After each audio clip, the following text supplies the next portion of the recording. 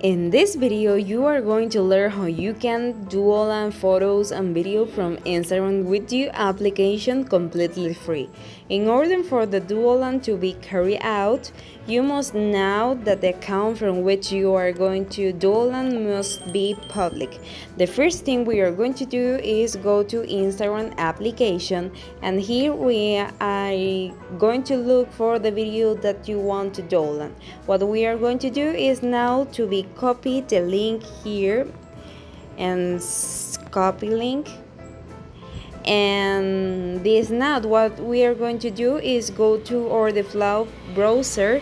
You can use Brave, but in this case I am going to use the Google browser. If you want to download the Brave browser, we also have a video related to this on Google.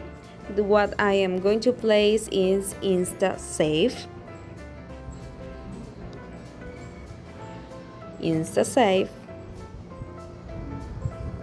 And I am going to click on the second result that appears, and I am going to pass the link and download this video.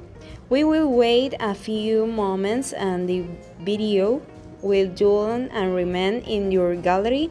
And that will be all, guys. Thanks for watching this video. Don't forget to tell us what you like price, and if you want more videos related for Instagram, leave in the comments.